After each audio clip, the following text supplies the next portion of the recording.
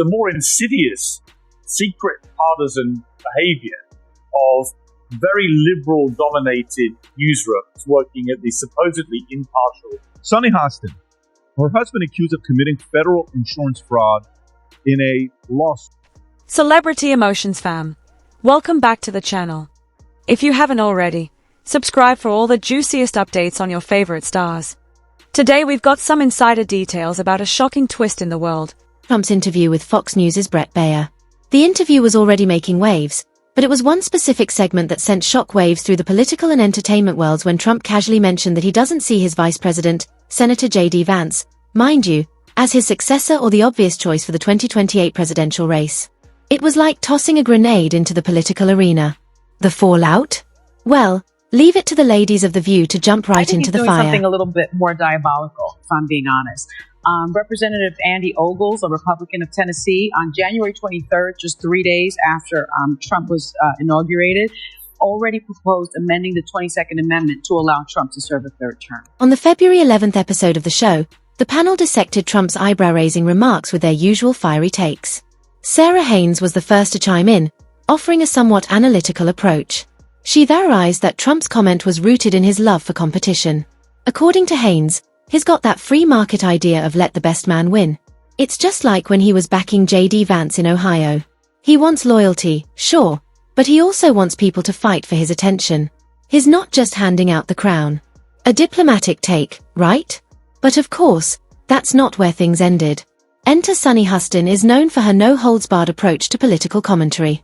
Sunny took the conversation to a whole new level, throwing out a theory that left the audience and probably her co-host stunned. I think he's doing something a little bit more diabolical, if I'm being honest, she began, her tone dripping with seriousness, and brought up a little-known proposal by Representative Andy Ogle to amend the 22nd Amendment, which limits presidential terms. Sunny claimed with a dramatic flair that Trump might be eyeing a way to secure a third term in office. He doesn't want to name a successor because in his mind he's his own successor, she declared. He's probably thinking, why name someone else when I could just stick around? The idea was so over the top that it sent ripples through the studio with co-host Joy Behar audibly gasping and saying, Point.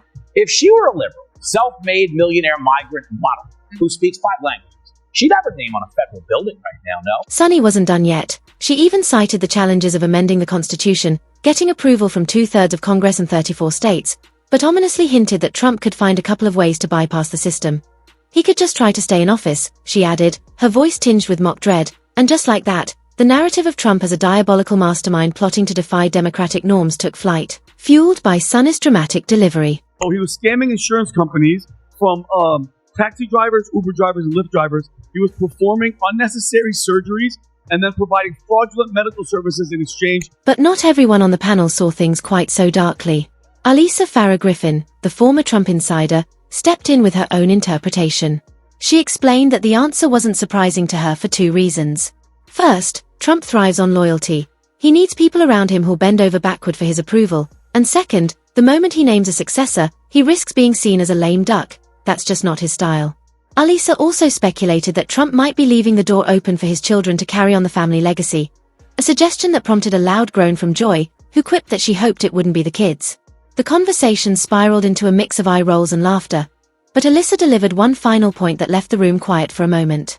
She stated that the truth is Trump is a singular force. No one else in the Republican Party, heck, in American politics, has his level of influence. J.D. Vance or anyone else might follow in his footsteps, but none of them will ever be Trump. That's why he holds back on naming a successor. He doesn't want to admit he's replaceable, a sobering thought to say the least. As if that weren't enough drama for one episode, the conversation soon veered into personal territory for Sunny Hostin. You see, while she was busy speculating about Trump's future plans, her own family was grappling with a very real and very public scandal. Sunny's husband, Dre Emanuel Hostin, has found himself at the center of a massive insurance fraud lawsuit that's making headlines across the country. The accusations are fraudulent billing practices and alleged kickbacks tied to surgeries performed through his New York-based orthopedic practice.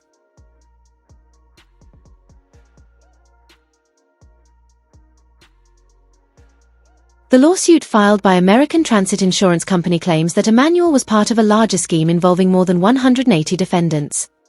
The allegations suggest that he performed unnecessary surgeries on patients, particularly rideshare drivers for companies like Uber and Lyft, and then bill the insurance company for exorbitant amounts. The kicker: the company is demanding a staggering $450 million in damages. This is the largest RICO case ever filed in the state of New York. You guys, wrap that around your brain. That's bigger than the mafia. The timing couldn't be worse for Sunny, who is often the first to criticize others for ethical lapses. According to insiders, the scandal has become a big thing behind the scenes at ABC News, with some questioning how Sunny can continue to weigh in on legal and political ethics without addressing her husband's situation. But Sunny isn't staying silent outside the studio. In a fiery statement, she came to her husband's defense, accusing American Transit of launching a disgusting media smear campaign against her family. This is a desperate attempt by a near-bankrupt insurance carrier to avoid paying for medical procedures, she declared, adding that the company is using her celebrity status to poison the well of public opinion.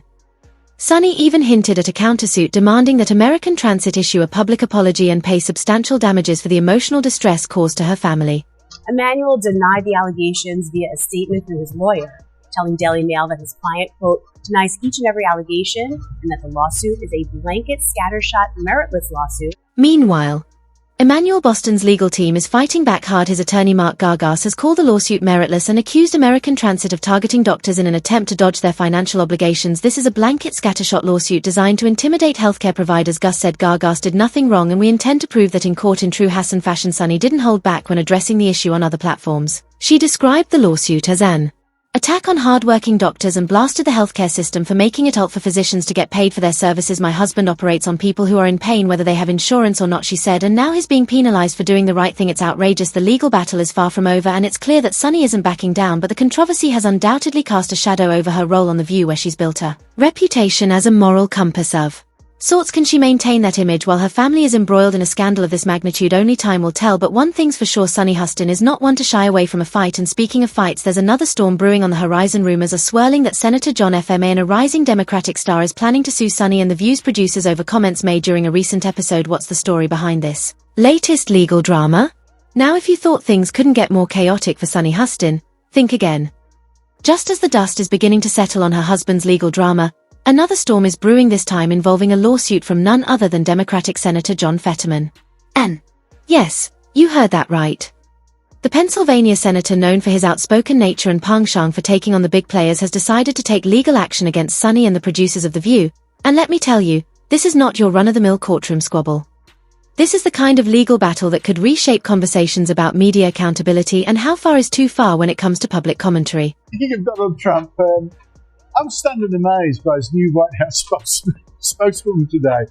She's actually the youngest ever in that job. So what's the man's beef with Sunny and The View? It all stems from comments made during what was supposed to be a routine episode of the daytime talk show. While details are still murky, insiders say the remarks touched on Fetterman's political career and personal life in a way that left him feeling slandered and misrepresented. And let's be honest, The View isn't exactly known for pulling punches. The show thrives on its fiery debates and often polarizing opinions, but this time it seems they might have crossed a line. Fetterman, who is no stranger to the media spotlight, isn't taking this one lying down. He's reportedly suing not just Sunny but also the show's producers, claiming they failed to exercise proper caution in airing the segment, according to sources close to the senator. He's less concerned about his own reputation and more focused on the broader implications of media responsibility. This isn't about me, he said in private conversations. This is about holding the media accountable for the harm they can cause when they're reckless or irresponsible. Bold words, but if anyone has the guts to take on a media giant like this, it's John Fetterman. And here's the kicker. This lawsuit isn't just a slap on the wrist. Fetterman is reportedly seeking significant damages and demanding a public apology from both Sunny and ABC. Legal experts are already weighing in, with some suggesting that this case could set a precedent for how public figures deal with media outlets in the future. Imagine that, a world where talk shows have to think twice before diving into personal attacks or speculative commentary. It's a fascinating thought, isn't it? But wait, there's more. As if this wasn't enough to keep Sunny and her team of lawyers busy, rumors are swirling that Melania Trump might also be gearing up for legal action against the outspoken co-host. Yet the First Lady herself, who has largely kept a low profile since leaving the White House, is reportedly fuming over comments Sunny made about her relationship with Donald Trump during a recent episode of The View. Sunny didn't hold back, claiming that Melania hates her husband and is actively trying to sabotage his political ambitions. She doesn't want to be First Lady again, Sunny declared, adding fuel to the fire with quips about Melania's infamous redesign of the White House Rose Garden and her supposed disdain for holiday traditions. Who hates Christmas? Sunny asked rhetorically, drawing laughter from the audience but raising eyebrows elsewhere. The way. The delusion of saying that he has kindness in his heart. He's so mean. He's the meanest president we've ever had. And I was around when Nixon was here. Now here's where it gets interesting. While Melania hasn't publicly addressed these remarks, insiders say she's furious and considering her options. Some reports even suggest that she's consulting with legal experts to explore the possibility of a defamation lawsuit. And let's not forget Melania is no stranger to legal battles. Remember when she sued a British tabloid for publishing false claims about her? She won that case and reportedly walked away with a hefty settlement. So it's safe to say she's not one to back down from a fight. I know that was true. He's mean. He's mean to the Haitians. He's mean to women. He's mean to immigrants.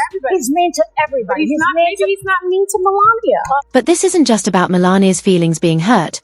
The potential lawsuit could have far-reaching implications for Sunny and The View. For one, it would put the show under intense scrutiny, forcing producers to defend their editorial choices and possibly even their hiring practices. And for Sunny, it could mean a significant dent in her reputation as a legal expert and moral authority. After all, how can you claim to stand for truth and justice when you're being accused of spreading falsehoods about someone else's personal life? Of course, Sunny isn't exactly known for backing down either.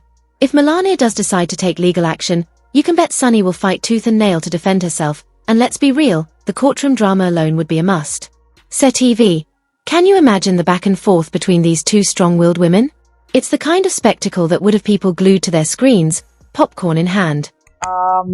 Isn't it rich that The View is saying she got the job based on looks when DEI is all about based on looks? But let's pivot for a moment because the country surrounding Sunny don't stop there. Oh no, not even close. In a bizarre twist, wokeness has become another flashpoint in the ongoing saga of The View. The term, which has become a lightning rod for political debates, was front and center during a recent discussion about Caroline Leavitt, the new White House press secretary under the Trump administration. During her first press briefing, Leavitt made headlines by declaring that there would be no wokeness in the administration's policies. The comment didn't sit well with Sunny or her co-hosts, particularly Whoopi Goldberg, who didn't mince words in her response. Without that wokeness, you might not have that job. Yeah. Because women were not invited to that tape.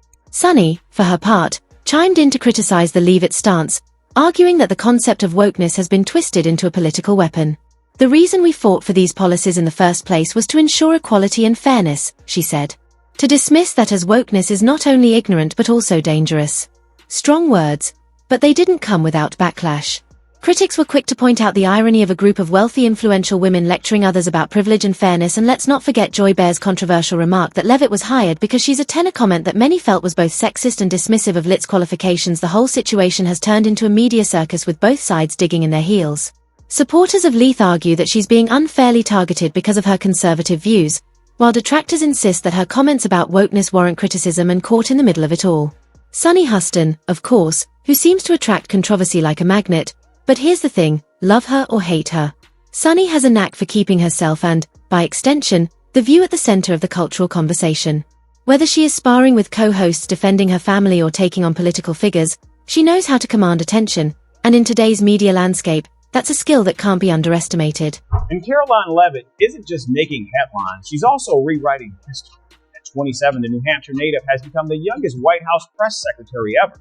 So where does this leave us with lawsuits looming, public feuds escalating, and political tensions running high? It feels like we're watching a real-life soap opera unfold in real time.